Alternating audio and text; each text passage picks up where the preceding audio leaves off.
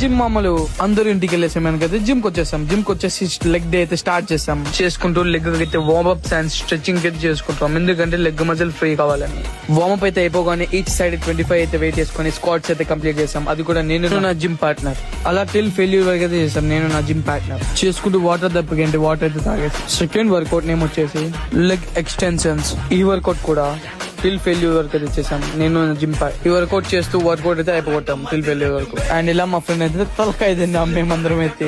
ఏంద్రా బాబు. And work out name చూస్తే మీ అందరికి నవ్వు రావచ్చు, కానీ ఈ వర్కౌట్ పేరు వచ్చే గ్లూట్స్ వర్కౌట్. ఇది కూడా నేను మా ఫ్రెండ్ అయితే టిల్ ఫెయిల్యూర్ వరకు చేసాం. అండ్ జిమ్ అమలు. అండ్ నెక్స్ట్ వర్కౌట్ నేమ్ వచ్చేసి అయితే హ్యామ్ స్ట్రింగ్స్ కూడా నేను నా పార్ట్నర్ అయితే టిల్ ఫెయిల్యూర్ వరకు అయితే చేసాం. అండ్ ఈ వర్కౌట్ నేమ్ వచ్చేసి కాఫ్ మజిల్ వర్కౌట్. ఈ వర్కౌట్ ని కూడా టిల్ ఫెయిల్యూర్. అండ్ మా జిమ్ లో అయితే బాడీ బిల్డర్స్ ఉంటే వీడియోస్ అయితే తీసుకున్నాం. అండ్ అలాగా షోల్డర్ వర్కౌట్ అయితే స్టార్ట్ చేసాం. ఫ్రంట్ మధ్య అయితే వర్కౌట్ మిడిల్ మధ్య అయితే ట్రైన్ చేస్తున్నాం. మామూలు బిగినర్స్ అంటే వర్కౌట్స్ ఖచ్చితంగా ట్రైన్ చేయండి. ఈ వర్కౌట్ అయిపోగా అండ్ నెక్స్ట్ వర్కౌట్ నేమ్ వచ్చేసి రెడ్ డే టిల్ ఫెయిల్యూర్ వరకు. వాయిస్ కానీ ఎడిటింగ్ కానీ కంటెంట్ కానీ ఖచ్చితంగా ఫాలో ఉంటాయి.